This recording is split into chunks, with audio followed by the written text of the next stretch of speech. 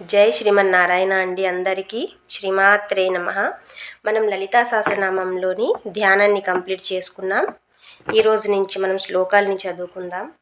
శ్లోకాలని చదువుకునే ముందు ఒక మాట అండి. ఈ శ్లోకాలు ఎలా పడితే అలా చదివితే దీని ఫలితము రాదు, ప్లస్ అలా చదివితే తప్పులు కూడా వస్తాయి. అంటే శ్లోకం అర్థం పూర్తిగా మారిపోతుందండి. సో ఎక్కడ ఆగాలో అక్కడ ఆగాలి, ఎక్కడ ఆగకూడదో అక్కడ ఆగకూడదు. దీంట్లో చాలా ఏకనామాలు ఉంటాయి.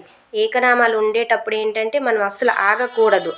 ఆగితే దాని మీనింగ్ మళ్ళీ మారిపోద్ది. దీర్ఘాలు కూడా పెట్టకూడదు. ఎక్కడ పెట్టకూడదో అక్కడ పెట్టకూడదు, ఎక్కడ పెట్టాలో అక్కడ పెట్టాలి. ఇంకా మహాప్రాణాలని ఉంటాయండి. ఆ మహాప్రాణాలని కరెక్ట్గా మనం పలికితే మన బాడీలో కొన్ని సమస్యలు రోగాలు ఉంటాయి కదా, అవి పోతాయండి. ఇది ప్రూవ్ అయ్యిందండి.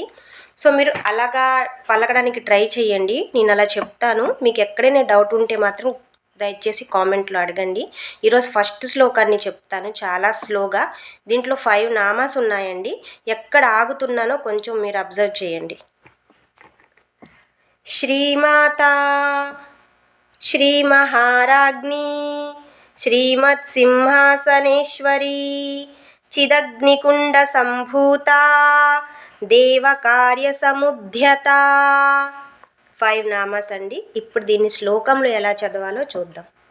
శ్రీమాతా శ్రీమహారాజ్ఞీ శ్రీమత్సింహాసనేశ్వరీ చిదగ్నికుండ సంభూతా దేవకార్యసముద్యతా. ఇలా చదువుకోవాలండి. ఇందులో 5 నామాస్ ఉన్నాయి కాబట్టి మనం 5 నామాస్లా చదివాము, ప్లస్ శ్లోకంలో కూడా అలా చదివాము.